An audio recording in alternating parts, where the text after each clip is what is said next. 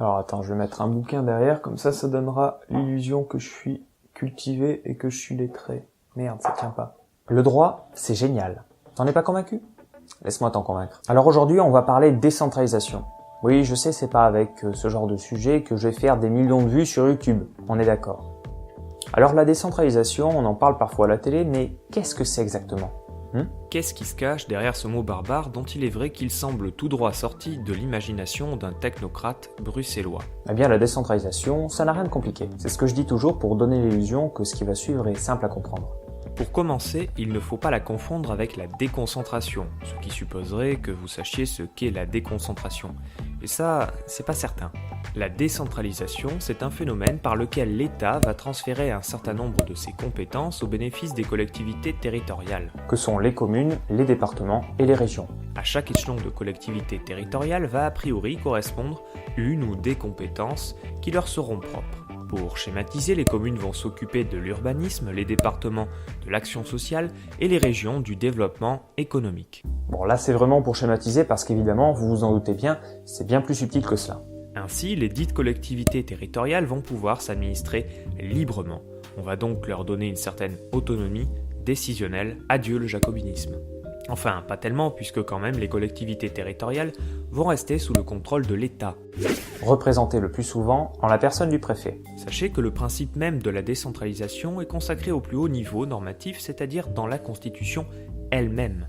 En effet, l'article 1er de la Constitution déclare bien, en parlant de la France, que son organisation est décentralisée. Ça veut dire ce que ça veut dire. Quand c'est écrit dans la Constitution, on peut dire que ce n'est pas de la poudre de perlimpinpin. De la décentralisation va découler le principe de libre administration. Toujours selon la Constitution, ce principe de libre administration va exiger que les collectivités s'administrent par des conseils élus. Par ailleurs, les collectivités territoriales doivent également être dotées d'un pouvoir réglementaire pour l'exercice des compétences que l'État leur aura confiées. Le principe de libre administration, quand bien même vous n'en auriez jamais entendu parler, est une liberté fondamentale qui est protégée par le Conseil d'État, notamment dans le cadre de ce que l'on appelle le référé liberté. Ah, c'est quoi le Conseil d'État ? C'est le dernier niveau de la juridiction administrative. Qu'est-ce que la juridiction administrative ? Eh bien, c'est tout simplement l'ensemble des juges qui sont chargés de trancher les litiges qui vont opposer l'administration et les administrés, voire parfois même l'administration à l'administration.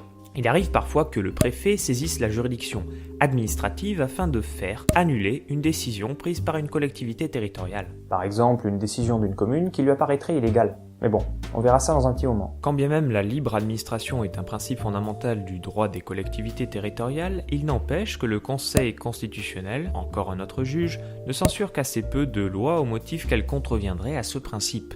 Revenons toutefois à ce principe de libre administration, et plus particulièrement au versant financier ou plutôt fiscal de ce dernier. Le législateur peut définir des catégories de dépenses obligatoires pour les collectivités territoriales.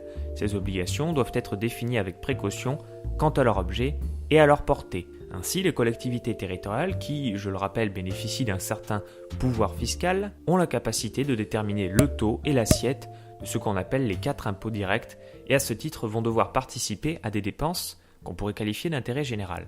D'ailleurs, en principe, les dépenses effectuées par l'État sont quasiment toutes justifiées par l'intérêt général. En principe.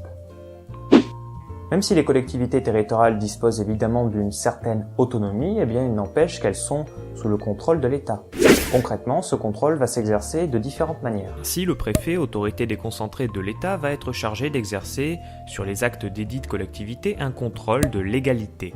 Comme son nom l'indique, ce contrôle va consister pour le préfet à vérifier la conformité des actes pris par les collectivités territoriales ainsi que leurs établissements publics avec les dispositions législatives mais aussi réglementaires en vigueur. Dans l'hypothèse où les actes en question présentent des irrégularités, ce qui n'arrive bien sûr jamais au grand jamais. Le préfet, avant de saisir le tribunal administratif pour en demander l'annulation, va commencer par opérer un recours gracieux. Il s'agit ni plus ni moins que d'une forme de règlement à l'amiable du conflit. Le préfet a 2 mois à compter de la réception de l'acte pour effectuer ce recours. Le recours court pendant 2 mois. Il donne ainsi la possibilité à la collectivité territoriale ou à l'établissement public de corriger son erreur.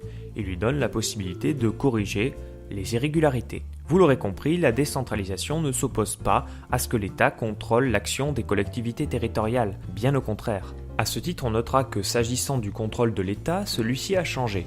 En effet, auparavant, le préfet opérait ce que l'on appelle un contrôle d'opportunité a priori, alors qu'aujourd'hui il exerce un contrôle de légalité a posteriori. Le préfet ne juge pas de l'opportunité des actes pris par les collectivités territoriales. Ainsi, ne juge-t-il pas en disant qu'il aurait été préférable de prendre telle décision plutôt que telle autre. Le préfet se contente de dire si tel acte est légal ou illégal. C'est entre autres à ça que ça sert un préfet. Je rappelle d'ailleurs que le préfet est nommé directement par le pouvoir politique, contrairement à la majorité des fonctionnaires, lesquels sont recrutés par la voie royale du concours. Qui dit libre administration, dit absence de tutelle d'une collectivité sur une autre. Alors ça veut dire quoi? Rien de véritablement compliqué pour un esprit supérieur comme le mien. Cela signifie que les collectivités territoriales sont placées sur un pied d'égalité face à l'État. Ainsi, une collectivité territoriale ne doit pas pouvoir empêcher une autre collectivité territoriale de mener la politique qu'elle entend mener. L'État a pour ainsi dire le monopole du contrôle sur les collectivités territoriales. Cependant, ce principe connaît des atténuations, parmi lesquelles celle de la collectivité chef de file. Comme je vous le disais précédemment, à chaque collectivité territoriale va correspondre une compétence qu'elle va exercer de manière privilégiée. Une collectivité chef de file signifie qu'une collectivité va, dans un domaine particulier, être chargée de coordonner l'action des différentes collectivités, s'agissant d'un domaine de compétence bien particulier. Coordonner ne signifie pas, par exemple, que le département va se substituer à la commune lorsqu'il s'agit de prendre une décision dans le domaine de l'action sociale. Notez d'ailleurs que lorsque François Asselineau nous dit que les départements ont vocation à disparaître à l'horizon 2020, eh bien il ne fait pas œuvre là de complotisme. La question, c'est simplement jusqu'à quand vont-ils persister? 2020? 2025? Si tu viens du futur, n'hésite pas à me le dire. Il aurait bien sûr été possible de dire quantité d'autres choses sur la décentralisation, mais je crois avoir dit là l'essentiel en des termes somme toute assez accessibles pour le commun des mortels. Voilà, cette vidéo touche à sa fin, j'espère qu'elle vous aura plu. Si c'est le cas, n'hésitez pas à la liker, à la commenter, à vous abonner et à me suggérer pourquoi pas dans les commentaires le thème de ma future vidéo. Voilà, parce que j'ai pas trop d'idées en ce moment, donc n'hésitez pas à m'en suggérer les amis. Sur ce, eh bien je vous dis à très vite dans une prochaine vidéo et en attendant, comme d'habitude, portez-vous bien. Bye bye.